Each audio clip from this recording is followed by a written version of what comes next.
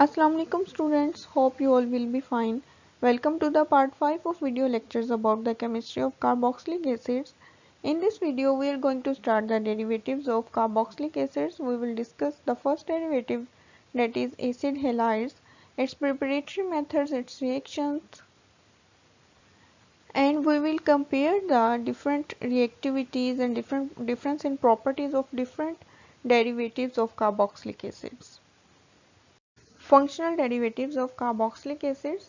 Carboxylic acid से derive किए जाने वाले जितने भी कंपाउंड्स हैं उन सबको कार्बोक्सिलिक एसिड का फंक्शनल डेरिवेटिव कहा जाता है, जिनमें एस्टर आता है, एसिड हेलाइड्स आते हैं, एनहाइड्राइड्स आते हैं, अमाइड्स आते हैं। कार्बोक्सिलिक एसिड और इसके डेरिवेटिव्स में जो कॉमन चीज़ है वो ये है कि इनमें एसाइल ग्रुप प्रेजेंट होता है। एसाइल ग्रुप हम इसको कहते हैं जिसमें कि कार्बोनाइल ग्रुप है और उसके साथ R ग्रुप अटैच होता है, इसको एसाइल ग्रुप कहते हैं और इन सब में एसाइल ग्रुप कॉमन है। नेक्स्ट यहाँ पर जो एक सब्स्टिट्यूएंट अटैच है वो डिफरेंट होता है, जिसकी वजह से ये डिफरेंट तरह के कंपाउंड्स बनते हैं। All functional derivatives are hydrolysed back to their parent acids.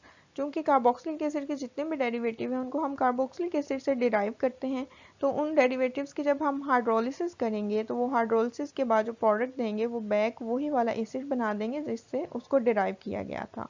Hydrolysis होता है कि आप किसी भी कंपाउंड की ब्रेकडाउन करते हैं in the presence of water, और इसकी जो ब्रेकडाउन है वो आइदर एसिडिक या अल्कलाइन सॉल्यूशन में की जा सकती है। इनको हम फर्दर डिटेल में डिस्कस करेंगे डिफरेंट तरह के रिएक्शंस और डिफरेंट तरह के रीजन्स में कि हम किन किन को यूज़ करके डिफरेंट तरह की फंक्शनल डेरिवेटिव्स की हाइड्रोलिसिस करवा सकते हैं। नेक्स्ट पॉइंट है, जितने भी फंक्शनल डेरिवेटिव्स हैं ये म्यूचुअली इंटरकन्वर्टिबल हैं, मीन के हम इनको एक को दूसरे में, दूसरे को तीसरे में, और इस तरह से हम इनको इंटरकन्वर्ट कर सकते हैं। इनको भी हम रिएक्शन के थ्रू अंडरस्टैंड करेंगे। नेक्स्ट जो पॉइंट है वो है जी इनमें जो कार्बोनाइल ग्रुप है उसकी यूनिक नेचर होती है। यूनिक नेचर इस तरह से कि कार्बोनाइल ग्रुप हमें पता है कार्बोनाइल कंपाउंड्स का भी पार्ट है जिसमें एल्डिहाइड्स और कीटोन्स आते हैं। तो इसकी जो यूनिक नेचर है वो ये है कि कार्बोनाइल कार्बन के ऊपर पार्शियल पॉजिटिव चार्ज है, मीन कि वो इलेक्ट्रोफिलिक नेचर की है। अब इलेक्ट्रोफिलिक होने की वजह से कोई भी न्यूक्लियोफाइल इसके ऊपर आके अटैक कर सकता है, और जब भी न्यूक्लियोफाइल का अटैक होगा तो वो डिफरेंट तरह से रिएक्शन हो सकता है। आइदर वहाँ पर एडिशन हो सकती है जैसे कि एल्डिहाइड्स और कीटोन्स के केस में होता है, आइदर वहाँ पर जो है सब्स्टिट्यूशन हो सकती है, मीन के आपके कार्बोनाइल के साथ कोई भी ऐसा ग्रुप अटैच था जो कि लीव कर सकता था, वो रिप्लेसेबल था, जैसे कि कार्बोक्सिलिक एसिड और उसके डेरिवेटिव्स में पॉसिबल है। तो उस केस में न्यूक्लियोफिलिक सब्स्टिट्यूशन हो जाएगी, आपका न्यूक्लियोफाइल ऐड हो जाएगा और आपका जो कि लीविंग ग्रुप है वो वहाँ से लीव कर जाएगा। सेकेंडली कार्बोनाइल ग्रुप की जो एक यूनिक नेचर है वो ये है कि कार्बोनाइल ग्रुप के साथ वाले जो कार्बन है जिसको हम अल्फा कार्बन कहते हैं उसके ऊपर जो हाइड्रोजन प्रेजेंट है जिसको हम अल्फा हाइड्रोजन कह सकते हैं, वो एसिडिक हो जाता है, उसकी नेचर एसिडिक हो जाती है। जैसे कि हम एसिड्स में जब हमने कार्बोक्सिलिक एसिड के रिएक्शन पढ़े थे उसमें लास्ट रिएक्शन हमने स्टडी किया था जिसमें कि अल्फा हाइड्रोजन को कोई भी आके बेस जो है वो एब्स्ट्रैक्ट कर लेती है, तो जिसकी वजह से उसमें डिफरेंट तरह के रिएक्शंस पॉसिबल होते हैं। इसी तरह कार्बोनाइल के केस में हमने जो अल्डोल कंडेंसेशन रिएक्शन पढ़ा उसमें भी अल्फा हाइड्रोजन एब्स्ट्रैक्ट करती है बेस और कार्बन आयन बनती है, देन फर्दर अटैक होता है और इस तरह से वो रिएक्शन होता है। तो कार्बोनाइल ग्रुप की एक यूनिक नेचर ये भी है कि अल्फा हाइड्रोजन को एसिडिक कर देती है, वहां से कोई भी बेस आके हाइड्रोजन को एब्स्ट्रैक्ट कर सकती है। नेक्स्ट आप रिएक्शन देख सकते हैं, यहाँ पे एल्डिहाइड का रिएक्शन दिखाया गया है न्यूक्लियोफाइल के साथ। एल्डिहाइड में जो कि कार्बोनाइल ग्रुप है वहाँ पे कार्बन की हाइब्रिडाइजेशन sp2 है, न्यूक्लियोफाइल अटैक करता है कार्बन के ऊपर, इलेक्ट्रॉन डेंसिटी ऑक्सीजन के ऊपर शिफ्ट हुई, देन जो ये वाला अल्कोक्साइड बना है जिसमें कि ऑक्सीजन के ऊपर नेगेटिव चार्ज है, ये रिएक्शन मीडियम में से प्रोटॉन ले लेगा और फाइनली ये वाली प्रोडक्ट बना देगा जो कि एक एडिशन प्रोडक्ट है जिसमें कार्बन और ऑक्सीजन के ऊपर एटम्स या ग्रुप ऑफ एटम्स जो हैं वो ऐड हो चुके हैं। इस तरह से यहाँ पे टेट्राहेड्रल इंटरमीडिएट बनता है जिसकी हाइब्रिडाइजेशन sp3 है और ये हाइब्रिडाइजेशन फाइनल प्रोडक्ट में रिटेन रहती है, मीन के sp2 से स्टार्ट हुआ रिएक्शन और sp3 हाइब्रिडाइजेशन तक चला गया और इसमें जो है ये एडिशन हुई है न्यूक्लियोफिलिक एडिशन। तो कार्बोनाइल कंपाउंड्स में न्यूक्लियोफिलिक एडिशन रिएक्शन होता है। नेक्स्ट जो केस है कार्बोक्सिलिक एसिड या उसके डेरिवेटिव्स में, इनकी डेरिवेटिव्स में चूंकि न्यूक्लियोफिलिक सब्स्टिट्यूशन होती है तो इसका मैकेनिज्म देख लेते हैं। न्यूक्लियोफाइल सेम वैसे ही अटैक करेगा और वही वाला इंटरमीडिएट बनेगा, लेकिन यहाँ पर चूंकि एक लिविंग ग्रुप प्रेजेंट है कार्बन के साथ, तो पॉसिबिलिटी ये होती है कि आपका ऑक्सीजन बैक अपने इलेक्ट्रॉन डेंसिटी यहाँ पे शिफ्ट करती है और जो हेलोजन है वो एज ए हेलाइड यहाँ से रिमूव हो जाती है, लीव कर जाती है, तो वापस आपके पास sp2 हाइब्रिडाइजेशन अचीव हो गई और कार्बोनल ग्रुप जो है वो रिटेन हो गया। तो इस तरह से ये न्यूक्लियोफिलिक सब्स्टिट्यूशन हुई। ऑर्डर ऑफ रिएक्टिविटी देख लेते हैं डिफरेंट फंक्शनल डेरिवेटिव्स का। डिफरेंट तरह के जो फंक्शनल डेरिवेटिव्स हैं उसमें सबसे ज़्यादा रिएक्टिव एसिड हेलाइड्स होते हैं, नेक्स्ट एनहाइड्राइड्स होते हैं, उसके बाद एस्टर्स, और लीस्ट रिएक्टिव जो हैं वो अमाइड्स होते हैं।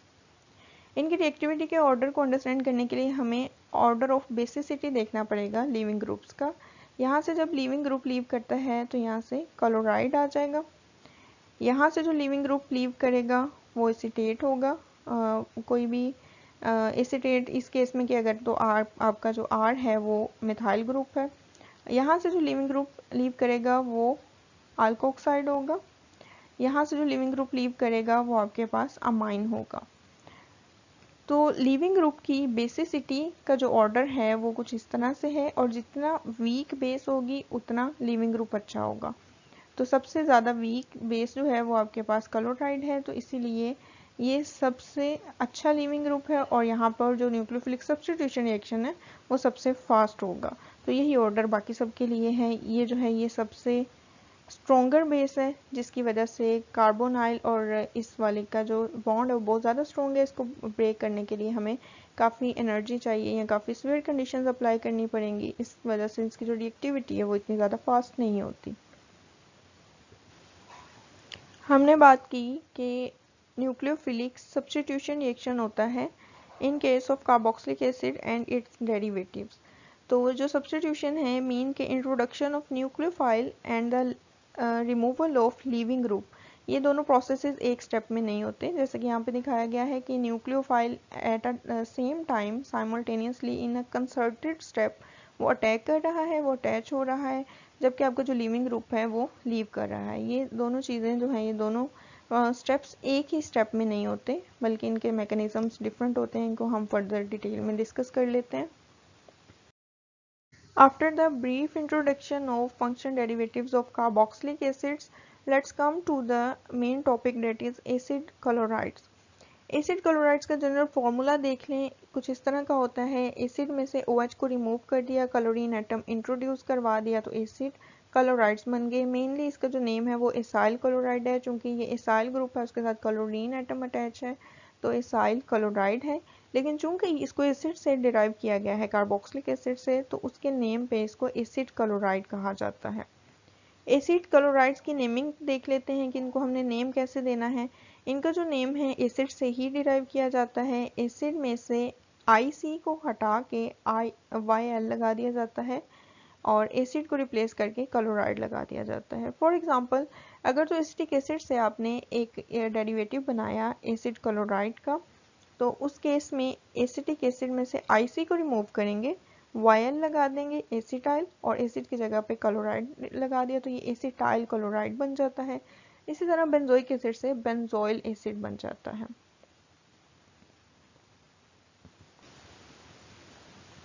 कुछ फिजिकल प्रॉपर्टीज देख लेते हैं। एसिड क्लोराइड्स इनमें up to 13 number of carbon होती हैं, वो लिक्विड होती हैं at room temperature. Boiling points इनके लो होते हैं than the corresponding carboxylic acids, क्योंकि कार्बोक्सिलिक एसिड में पॉसिबिलिटी ऑफ हाइड्रोजन बॉन्डिंग थी, जिसकी वजह से इंटरमोलिकुलर फोर्सेस जो हैं वो स्ट्रॉन्ग डेवलप कर जाती हैं और इनका जो बॉइलिंग पॉइंट है वो हाई हो जाता है। लेकिन एसिड क्लोराइड्स में कोई भी हाइड्रोजन बॉन्डिंग की पॉसिबिलिटी नहीं है, जिसकी वजह से इनके बॉइलिंग पॉइंट्स लो होते हैं, और इनके बॉइलिंग पॉइंट्स जो हैं वो कंपेरेबल टू अल्काइल हैलाइड्स या एल्डिहाइड्स या कीटोन्स के कंपेरेबल होते हैं, और ये सब के सब जो हैं ये कॉमन ऑर्गेनिक सॉल्वेंट्स में सोलूबल होते हैं। Preparation of acid halides. Acid halides को हम किस तरह से प्रिपेयर कर सकते हैं। जितने भी फंक्शनल डेरिवेटिव्स हैं उनमें सबसे ज़्यादा reactive functional derivative acid halides हैं, एसिड क्लोराइड्स हैं। बाकी सब डेरिवेटिव्स को हम एसिड क्लोराइड से प्रिपेयर कर सकते हैं। मीन के एसिड क्लोराइड को एज ए रिएक्टेंट यूज़ करते हुए हम एज ए प्रोडक्ट डिफरेंट तरह के जितने भी डेरिवेटिव्स हैं उनको हम प्रिपेयर कर सकते हैं। लेकिन एसिड क्लोराइड को डायरेक्टली कार्बोक्सिलिक एसिड से प्रिपेयर नहीं किया जा सकता, क्योंकि उसकी रीज़न ये दिखाई गई है कि replacement of hydroxyl by chloride is difficult.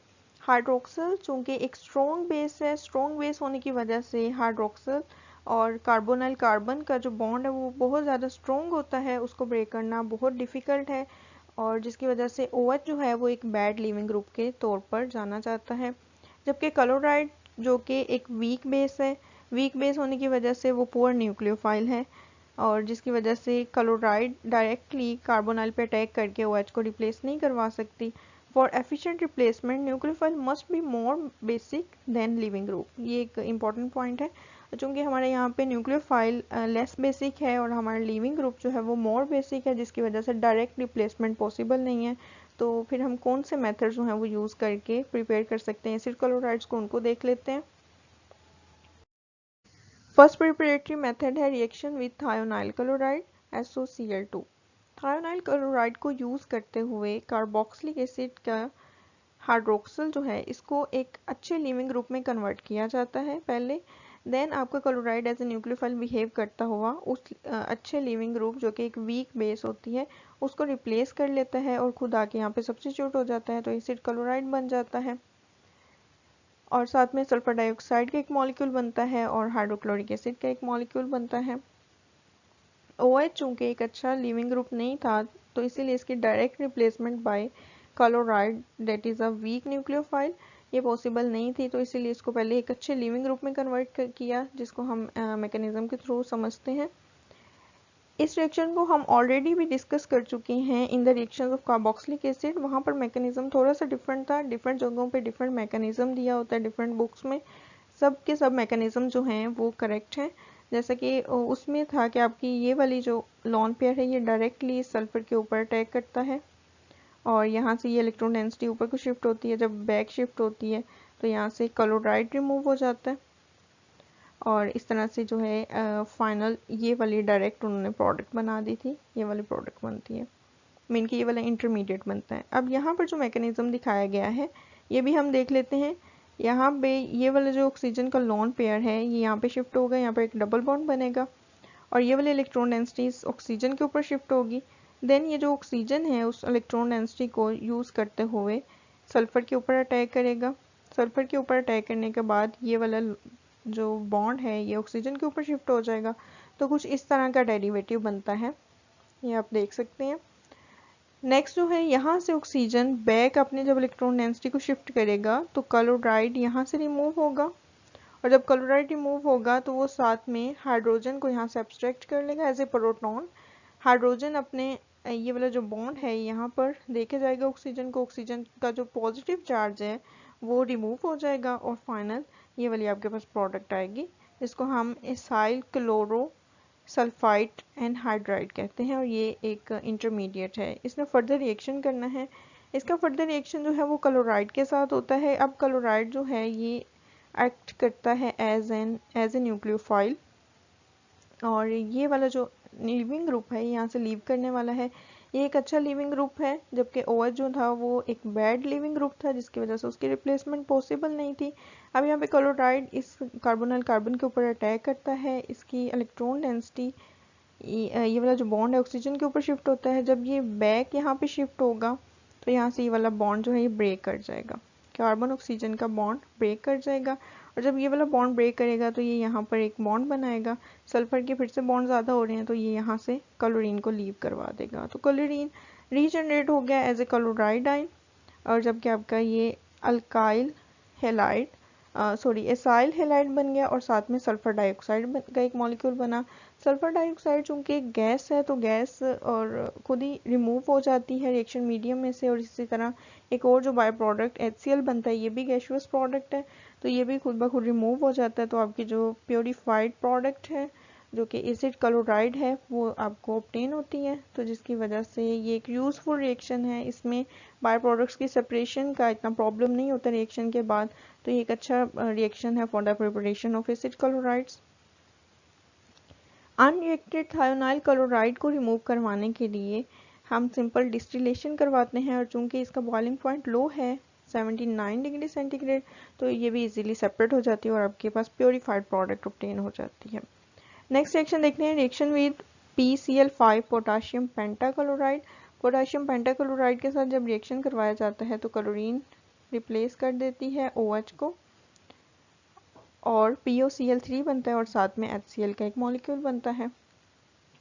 इस रिएक्शन का मैकेनिज्म भी देख लेते हैं। यहाँ पे जो ऑक्सीजन है सेम वैसे ही यहाँ पे अपना इलेक्ट्रॉन पेयर यहाँ पे शिफ्ट करेगी, यहाँ पे डबल बॉन्ड बन जाएगा। ये वाला डबल बॉन्ड ऑक्सीजन के ऊपर शिफ्ट हुआ, और जब ऑक्सीजन के ऊपर ये वाला डबल बॉन्ड आया है तो ऑक्सीजन इंटरेक्ट करेगी PCl4 के साथ।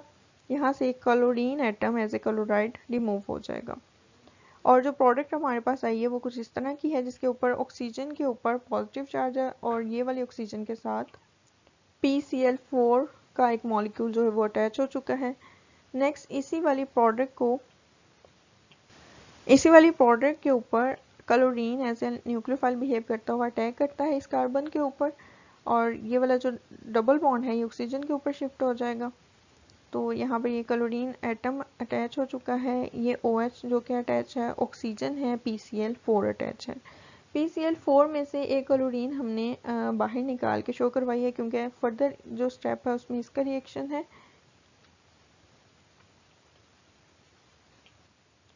यहाँ से प्रोटॉन रिमूव करवा दिया जाता है, ये वाला बॉन्ड यहाँ पे शिफ्ट होगा।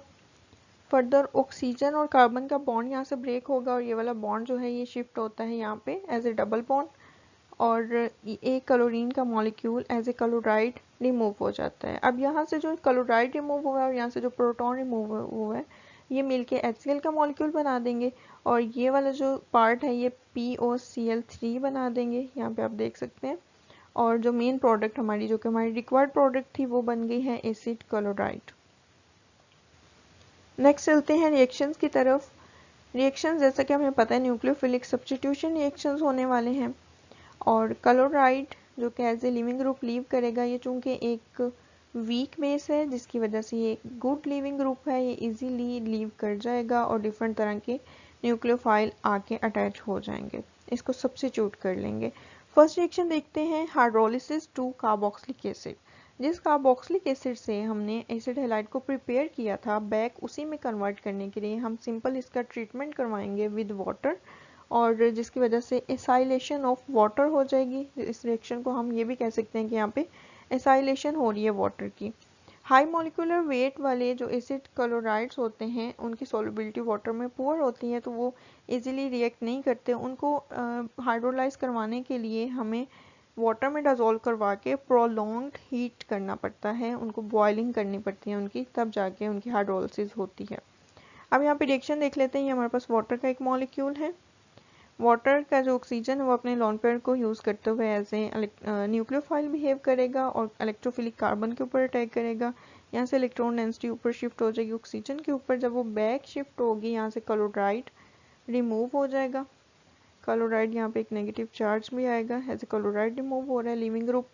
और यहाँ पे जो OH2 है ऑक्सीजन के ऊपर पॉजिटिव चार्ज है, तो यहाँ से भी एक प्रोटॉन रिमूव करवा दिया जाता है, और फाइनल आपका वही वाला एसिड बन के आ जाता है जिससे कि आपने एसिड क्लोराइड को प्रिपेयर करवाया था by the reaction with thionyl chloride और PCl5। सेकेंड रिएक्शन देखते हैं, एसाइलेशन रिएक्शंस। एसाइलेशन रिएक्शंस ये सब के सब एसिड क्लोराइड के वो रिएक्शंस हैं जिसमें हम एसिड क्लोराइड को फर्दर डिफरेंट डेरिवेटिव्स में कन्वर्ट करने वाले हैं। वो डेरिवेटिव्स कौन कौन से हो सकते हैं, एस्टर हो सकता है, एसिड एनहाइड्राइड हो सकता है, अमाइड हो सकता है। तो इन डेरिवेटिव्स में इनको कन्वर्ट करवाया जाएगा डिफरेंट तरह के रिएजेंट्स के साथ रिएक्शन करवा के। अब जितने भी डेरिवेटिव्स हैं कार्बोक्सिलिक एसिड के, उनको हम कार्बोक्सिलिक एसिड से डायरेक्ट प्रिपेयर नहीं करते हैं, क्योंकि कार्बोक्सिलिक एसिड से एसिड क्लोराइड को ही प्रिपेयर करने के लिए हमें डिफरेंट मेथड्स यूज करवाने पड़े। मीन के डायरेक्टली उनका नहीं हुआ बल्कि इनडायरेक्ट मेथड से इनकी रिप्लेसमेंट होती है, सब्स्टिट्यूशन होते हैं और एसिड क्लोराइड बनते हैं। अब जितने भी डेरिवेटिव्स हैं नेक्स्ट वाले, उनको प्रिपेयर करने के लिए एसिड क्लोराइड को एज ए स्टार्टिंग मटेरियल लिया जाएगा। आप इनके रिएक्शंस इनकी जो हैं प्रिपरेटरी मेथड्स में देखेंगे भी नेक्स्ट वाली वीडियोस में। एस्टर, एसिड एनहाइड्राइड और अमाइड को प्रिपेयर करने के लिए हम एसिड क्लोराइड को ही as a starting material use करेंगे। और ये जो इनके रिएक्शंस होंगे जिसमें कि हम इनकी कन्वर्जन करेंगे इनटू अदर डेरिवेटिव्स, वो सब के सब बहुत रैपिड होते हैं और इरिवर्सिबल होते हैं, क्योंकि जो रिजल्टिंग प्रोडक्ट्स होती हैं, जो कि रिजल्टिंग प्रोडक्ट्स बनती हैं, वो लेस रिएक्टिव होती हैं। हमें पता है जितने भी फंक्शनल डेरिवेटिव्स हैं उनमें एसिड क्लोराइड सबसे ज़्यादा रिएक्टिव है, और चूंकि ये सबसे ज़्यादा रिएक्टिव है और जो भी हमारी प्रोडक्ट बनेगी, डेरिवेटिव बनेगा, वो लेस रिएक्टिव है, जिसकी वजह से रिएक्शंस इरिवर्सिबल होते हैं और अच्छी परसेंटेज में हमारे पास प्रोडक्ट बन के आ जाती है। और इनमें जो बाई प्रोडक्ट बनेगा, चूंकि क्लोरीन लीव करेगी तो वो chlorine as a hydrogen chloride gas के तौर पर लीव करेगी, और चूंकि वो गैस होगी तो वो इजीली रिएक्शन में से एवेपोरेट हो जाएगी, और जिसकी वजह से जो रिवर्स रिएक्शन है उसकी पॉसिबिलिटी डिमिनिश हो जाएगी और वो रिएक्शन पॉसिबल नहीं होगा। इसीलिए ये रिएक्शन जो हैं ये इरिवर्सिबल होते हैं और अच्छी यील्ड में प्रोडक्ट बनाते हैं। ये वही पॉइंट मेंशन है जिसको हम लास्ट स्लाइड में डिस्कस कर चुके हैं कि डिफरेंट फंक्शनल डेरिवेटिव्स को डायरेक्टली कार्बोक्सिलिक एसिड से प्रिपेयर करना डिफिकल्ट है, क्योंकि उस केस में रिएक्शन स्लो होगा और रिवर्सिबल होगा, अच्छी प्रोडक्ट नहीं मिलेगी, अच्छी यील्ड में प्रोडक्ट नहीं मिलेगी, तो रिएक्शन वो यूज़फुल नहीं होगा। और इसके रीज़न यही है कि OH जो है वो ज़्यादा बेसिक नेचर का है, जिसकी वजह से कार्बोनाइल OH का जो बॉन्ड है वो स्ट्रॉन्ग होता है, उसको ब्रेक करना इतना ईजी नहीं होता, जिसकी वजह से डिफरेंट तरह के डेरिवेटिव्स डायरेक्टली प्रिपेयर करना ईजी नहीं है। तो हम एसिड क्लोराइड से डिफरेंट तरह के डेरिवेटिव्स को प्रिपेयर कर सकते हैं। First reaction is the conversion of acid halides into acid anhydride. इसके लिए हम एसिड क्लोराइड का रिएक्शन करवाने वाले हैं एसिड के साथ, किसी भी एसिड के साथ, और पिरिडीन के साथ। एसिड लेंगे, acid in the presence of pyridine, pyridine यहाँ से हाइड्रोजन को एब्स्ट्रैक्ट कर लेगी और यहाँ से क्लोरीन जो है क्लोराइड रिमूव होगा, पिरिडीनियम क्लोराइड बन जाएगा, और बाकी के जो दोनों स्ट्रक्चर हैं वो यहाँ से यूनाइट कर जाएंगे। इसकी कार्बन इसकी ऑक्सीजन के साथ यूनाइट करेगी, तो इस तरह से ये एनहाइड्राइड बन जाएगा। इस मेथड को यूज करते हुए both symmetrical and unsymmetrical acid and hydrides can be prepared. यहाँ अगर तो R और R' ग्रुप, जो कि यहाँ पे आप देख सकते हैं, अगर तो ये दोनों सिमिलर ग्रुप्स हैं, आइडेंटिकल ग्रुप्स हैं, तो उस केस में जो एसिड एंड हाइड्राइड है वो सिमेट्रिकल होगा। अगर तो ये दोनों डिफरेंट ग्रुप्स हैं तो वो अनसिमेट्रिकल एसिड एंड हाइड्राइड का मॉलिक्यूल होगा। नेक्स्ट पॉइंट है, हम यहाँ पे जो पिरिडीन यूज करने वाले हैं उसकी इक्विमोलर क्वांटिटी यूज करनी है। इक्विमोलर मीन के जितना आप रिएक्टेंट ले रहे हैं उतनी ही आपने पिरिडीन यूज़ करनी है। अगर तो रिएक्टेंट के 1 मोल है तो पिरिडीन भी 1 मोल ही होगी। इसी तरह से हम पिरिडीन की क्वांटिटी को यूज़ करेंगे। और ऐसा क्यों है? क्योंकि pyridine as a catalyst act नहीं करी, बल्कि वो एज ए प्रोडक्ट हमें ऑब्टेन हो रही है, as a by product, as pyridinium salt, जिसकी वजह से हमें इसकी अमाउंट जो है वो ज़्यादा रिक्वायर्ड होती है, कैटालिटिक अमाउंट जो है वो एनफ नहीं होती। नेक्स्ट इस रिएक्शन का मैकेनिज्म देख लेते हैं। बहुत सिंपल सा मैकेनिज्म है। ये आपके पास सबसे पहले कार्बोक्सिलिक एसिड का मॉलिक्यूल आता है, ऑक्सीजन अपना लोन पेयर यूज़ करते हुए अटैक करती है इस कार्बन के ऊपर, इलेक्ट्रॉन डेंसिटी डबल बॉन्ड की ऑक्सीजन के ऊपर शिफ्ट होती है, कुछ इस तरह का स्ट्रक्चर आ जाता है। ये वाली जो ऑक्सीजन है इसने चूंकि एक तीसरा बॉन्ड बना लिया है तो इसके ऊपर पॉजिटिव चार्ज आ गया।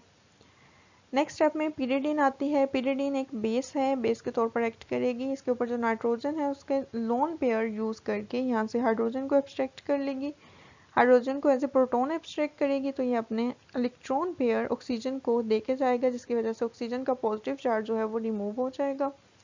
फाइनल स्टेप में ये वाला जो नेगेटिव चार्ज आया था ये बैक यहीं पे अपना डोनेट करेगा, यहाँ पे डबल बॉन्ड बनेगा और chlorine as a chloride remove हो जाएगा, और ये फाइनल आपके पास एसिड एनहाइड्राइड की प्रोडक्ट आ गई।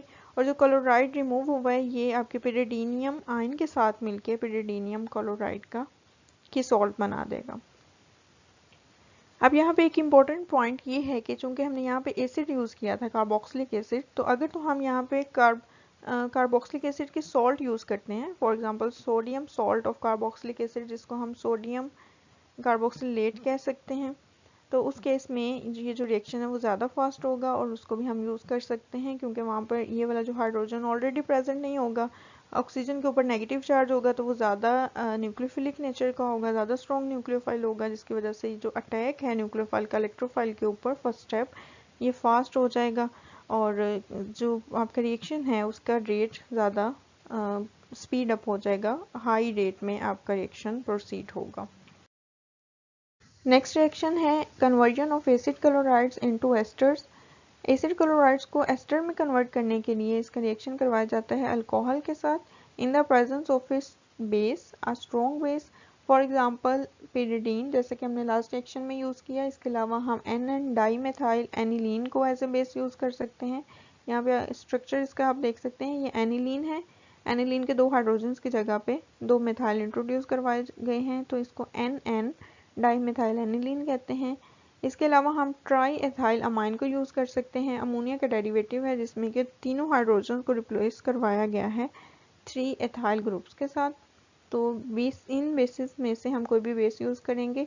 बेस को यूज़ करने का पर्पज़ ये है क्योंकि वहाँ पे HCl प्रोड्यूस होने वाला है प्रोडक्ट में, तो उसको न्यूट्रलाइज करवाने के लिए हम बेसिस को यूज़ करते हैं।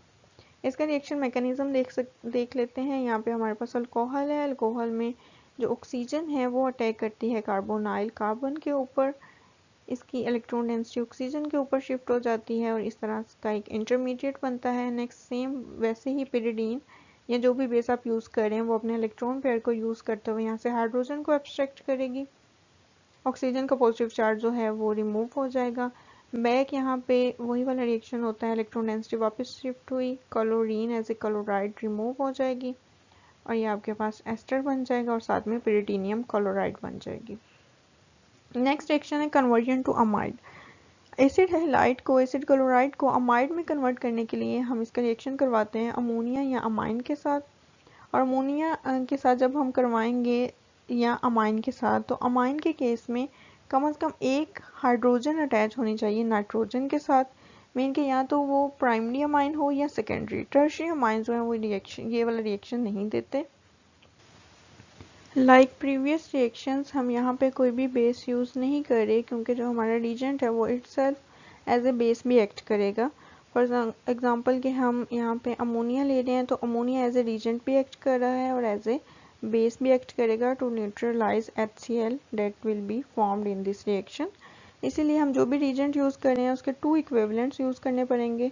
मीन कि अगर हम 1 मोल एसिड क्लोराइड का ले रहे हैं तो 2 मोल्स जो भी हमारा रिएजेंट है अमोनिया या अमाइन, हम उसके 2 इक्विवेलेंट्स यूज़ करेंगे। रिएक्शन मैकेनिज्म देख लेते हैं। ये हमारे पास अमोनिया है, नाइट्रोजन का लॉन पेयर यूज़ करते हुए ये एज ए न्यूक्लियोफाइल एक्ट करेगा और कार्बन के ऊपर अटैक करेगा। यहाँ से इलेक्ट्रॉन डेंसिटी जो ऑक्सीजन के ऊपर शिफ्ट हो जाएगी, कुछ इस तरह का मॉलिक्यूल आएगा, इंटरमीडिएट आएगा। नेक्स्ट में अमोनिया का ही molecule as a base act करता हुआ यहाँ से प्रोटॉन को एब्स्ट्रैक्ट कर लेगा और as a amine as ammonium ion यहाँ से रिमूव हो जाएगा। लास्ट स्टेप में नेगेटिव चार्ज बैक यहाँ पे शिफ्ट होगा, यहाँ पे डबल बॉन्ड आ जाएगा और क्लोरीन लीव कर जाएगा एज ए क्लोराइड ग्रुप और इस तरह से अमाइड बन के आ गया। अब ये जो क्लोराइड ग्रुप यहाँ से रिमूव हुआ और यहाँ से अमोनियम आइन रिमूव हुआ, ये दोनों मिलके अमोनियम क्लोराइड का एक मॉलिक्यूल बना देंगे। So the next reaction is Friedel Crafts acylation. Friedel Crafts acylation से हम पहले भी अवेयर हैं, इसको हम एरोमेटिक रिंग की एसाइलेशन के लिए यूज़ करते हैं। इसमें जो रीजेंट यूज़ किया जाता है वो एसिड क्लोराइड होता है, साथ में लेविस एसिड यूज़ करते हैं। लेविस एसिड एल्यूमिनियम ट्राईक्लोराइड को मोस्ट कॉमनली यूज़ किया जाता है और इसमें बेंजीन रिंग है, उसके ऊपर एसाइल ग्रुप इंट्रोड्यूस करवाया जाता है। इसके लिए हमने एसाइल क्लोराइड को यूज़ किया।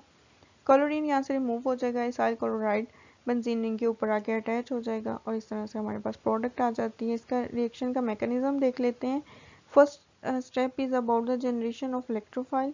इलेक्ट्रोफाइल जनरेट करने के लिए एसिड क्लोराइड और लेविस एसिड का इंट्रैक्शन होता है, AlCl4 बन जाएगा और यहाँ से जो है एसाइलियम आइन बन गया।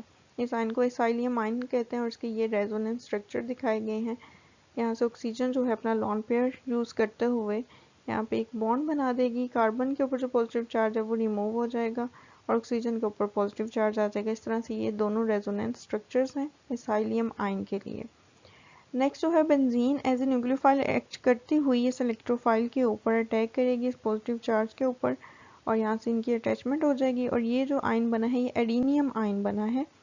एडिनियम आयन जिसमें कि बेंजीन की एरोमेटिसिटी डिस्टर्ब हो चुकी है। फाइनल जो है हाइड्रोजन यहाँ से अपने इलेक्ट्रॉन पे यहाँ पे डोनेट करता हुआ लीव कर जाएगा और बेंजीन की एरोमेटिसिटी रिटेन हो जाएगी और ये हमारे पास बेंजीन का डेरिवेटिव बन के आ गया है।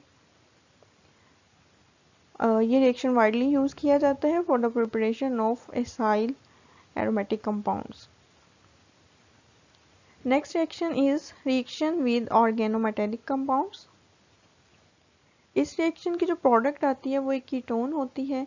ऑर्गेनोमेटेलिक में मोस्ट कॉमन और मोस्ट फेवरेट जो हमारा कंपाउंड है वो ग्रिगनार्ड रीजेंट है।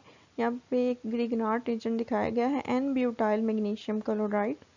ग्रिगनार्ड रीजेंट की क्वालिटी होती है कि इसके ऊपर जो कार्बन है उसके ऊपर नेगेटिव चार्ज है, मीन कि ये वो वाहिद एक कार्बन है ऑर्गेनिक कंपाउंड की जितनी भी क्लासेस हैं उनमें जिसके ऊपर नेगेटिव चार्ज है। अदरवाइज हर जगह कार्बन के ऊपर पार्शियल पॉजिटिव या पॉजिटिव चार्ज होता है, मीन के वहाँ पे कार्बन का इलेक्ट्रोफिलिक कैरेक्टर होता है। लेकिन इस वाले कंपाउंड में carbon as a nucleophile behave करती है, तो इसका रिएक्शन जो है होता है एसिड क्लोराइड के साथ।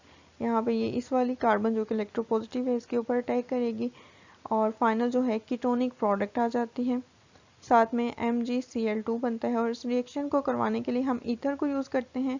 मॉइस्चर को बिल्कुल भी प्रेजेंट नहीं होना चाहिए इस रिएक्शन में, अदरवाइज ये रिएक्शन नहीं होगा बल्कि अनडिजायर्ड रिएक्शंस हो जाएंगे क्योंकि ये मॉइस्चर सेंसिटिव रिएक्शन है।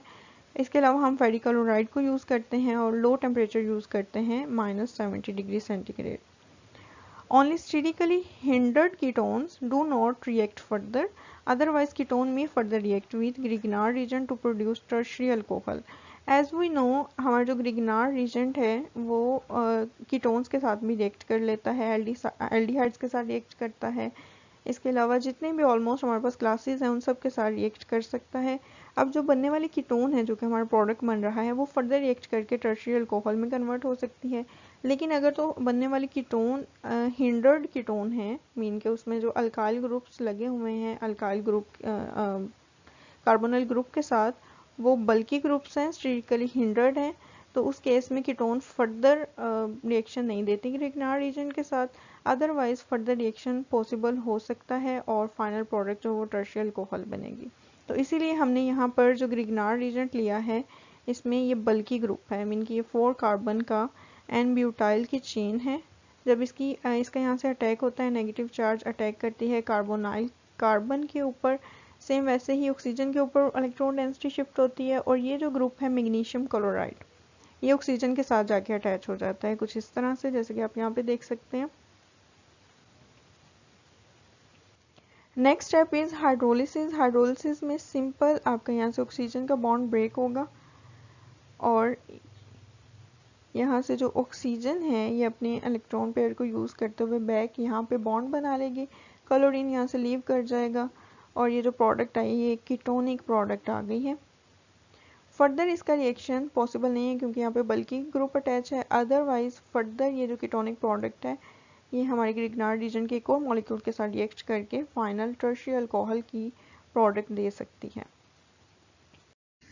ऑर्गेनोमेटेलिक कंपाउंड्स में ग्रिग्नार्ड रीजन के अलावा हम ऑर्गेनोक्यूपरेट को यूज़ कर सकते हैं। ऑर्गेनोक्यूपरेट चूँकि ग्रिग्नार्ड रीजन से लेस रिएक्टिव हैं इसीलिए इस केस में फर्दर कीटोन का टर्शियरी अल्कोहल में कन्वर्ट होने के चांसेस नहीं होते और जो मेन प्रोडक्ट आती है वो कीटोन ही आती है। यहाँ पे रिएक्शन आप देख सकते हैं, यह हमारे पास एसिड क्लोराइड था, ये हमने ऑर्गेनोक्यूपरेट एक कंपाउंड लिया R- जो कि ऑर्गेनोक्यूपरेट का पार्ट है, ये रिप्लेस कर देगा क्लोरीन को और यहाँ पे ये हमारे पास प्रोडक्ट जो आई है वो कीटोन आ गई है।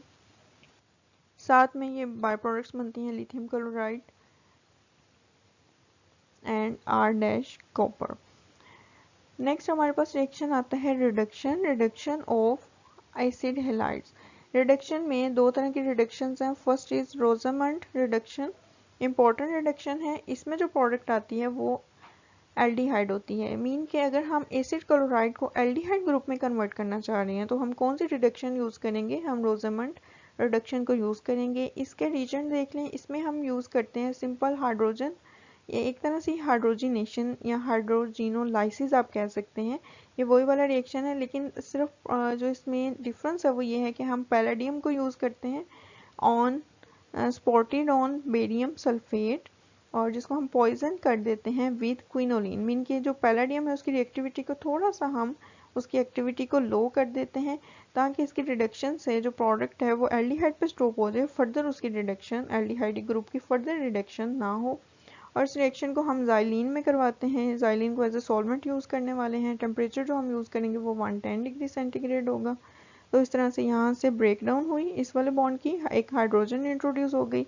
इसी तरह हाइड्रोजन का भी जो मॉलिक्यूल है वो ब्रेक होता है, और यहाँ पे जो आपकी क्लोरीन रिमूव हो रही है उसके साथ हाइड्रोजन का एक एटम अटैच होता है, HCl का मॉलिक्यूल बना देता है। इस रिएक्शन को हम हाइड्रोजिनोलाइसिस भी कह सकते हैं, क्योंकि हाइड्रोजन भी ब्रेक हो रही है और उसकी ब्रेकिंग से ही आपका जो मॉलिक्यूल है उसकी भी ब्रेकिंग हो रही है और दो डिफरेंट प्रोडक्ट्स बन रही हैं। इसके अलावा एसिड क्लोराइड को एल्डिहाइड में कन्वर्ट करने के लिए हम एक और रिड्यूसिंग एजेंट भी यूज़ कर सकते हैं, जो कि lithium aluminium tri tertiary butoxy aluminium hydride है। मीन के लिथियम और एल्यूमिनियम हाइड्राइड, जैसा कि हम पहले एक रिड्यूसिंग एजेंट यूज़ किया करते हैं, एक स्ट्रॉन्ग रिड्यूसिंग एजेंट जिसमें 4 हाइड्राइड्स होते हैं। इसमें हमने 4 हाइड्राइड्स की जगह पे एक हाइड्राइड को वैसे ही रहने दिया, बाकी के 3 जो हाइड्राइड्स हैं उनकी जगह पे हमने एक और ग्रुप इंट्रोड्यूस करवा दिया, टर्शियरी ब्यूटॉक्सी ग्रुप हमने 3 इंट्रोड्यूस करवा दिए हैं, जिसकी वजह से अब ये उस लिथियम एल्यूमिनियम हाइड्राइड की निस्बत थोड़ा सा लो रिड्यूसिंग पावर रखता है। लेकिन यहाँ पर जो है हम इसको इजीली यूज़ करके एसिड क्लोराइड से एल्डिहाइड ग्रुप जो है वो प्रिपेयर कर लेते हैं। और इस रिएक्शन को करवाने के लिए भी हम ईथर यूज़ करते हैं, और जो टेम्परेचर यूज़ करते हैं वो काफ़ी लो होता है, -78 डिग्री सेंटीग्रेड। लास्ट रिएक्शन है reduction, that is the conversion of acid chloride into acyl peroxide. Acyl peroxide में कन्वर्ट करने के लिए हम एसिड क्लोराइड का रिएक्शन करवाते हैं cold aqua solution of sodium peroxide के साथ, और हमारे पास जो है एसाइल पेरोक्साइड का मॉलिक्यूल या प्रोडक्ट बन के आती है। फॉर एग्जांपल हमने बेंजोइल क्लोराइड को यूज़ किया। बेंजोइल क्लोराइड का हम रिएक्शन करवाने वाले हैं सोडियम पेरोक्साइड के साथ। ये सोडियम है Na2O2, और क्लोरोफॉर्म को एज ए सॉल्वेंट यूज़ करेंगे। टेम्परेचर जो यूज़ करेंगे वो 0 डिग्री सेंटीग्रेड होगा। और इस केस में जो फाइनल प्रोडक्ट आएगा वो कुछ इस तरह से होगा कि यहाँ से 2 क्लोरीन के मॉलिक्यूल, 2 क्लोरीन के एटम जो हैं वो रिमूव होंगे। यहाँ से ये 2 सोडियम जो है ये रिमूव होकर 2 NaCl के मॉलिक्यूल बना देंगे, और ये जो 2 हार्ड ऑक्सीजन है पेरोक्साइड, ये इन दोनों मॉलिक्यूल्स के दरमियान में ऐड हो जाएंगे। इस तरह से इन दोनों मॉलिक्यूल्स के दरमियान में ऐड हो गए, और ये जो फाइनल प्रोडक्ट है ये बेंजोइल पेरोक्साइड है। Benzoyl peroxide is an important molecule. इसको डिफरेंट तरह के फ्री रेडिकल चेन रिएक्शंस में इनिशिएटर के तौर पर यूज़ किया जाता है। मीन के हम इसको as a initiating molecule use करते हैं डिफरेंट तरह के चेन रिएक्शंस को करवाने के लिए। Free radical simply benzoyl peroxide के ऊपर जब रेडिएशंस को फॉल करवाया जाएगा तो यहाँ से होमोलिटिक क्लीवेज होगी। इस वाले बॉन्ड की होमोलिटिक क्लीवेज मीन के ये 2 इलेक्ट्रॉन्स का बॉन्ड है, तो एक एक इलेक्ट्रॉन दोनों ऑक्सीजन के पास चला जाएगा। इस तरह से बेंजोइल पेरोक्साइड, बेंजोइल के जो है ना वो फ्री रेडिकल्स बनते हैं। अब ये जो फ्री रेडिकल्स हैं यही रिएक्शन को इनिशिएट करने का काम करते हैं, और डिफरेंट तरह के फ्री रेडिकल रिएक्शन जो हैं वो पॉसिबल होते हैं। तो यहाँ तक थी आज की हमारी वीडियो, रिएक्शंस हमने डिस्कस किए। If you have any query related to this video, you can ask in comment section. Allah Hafiz.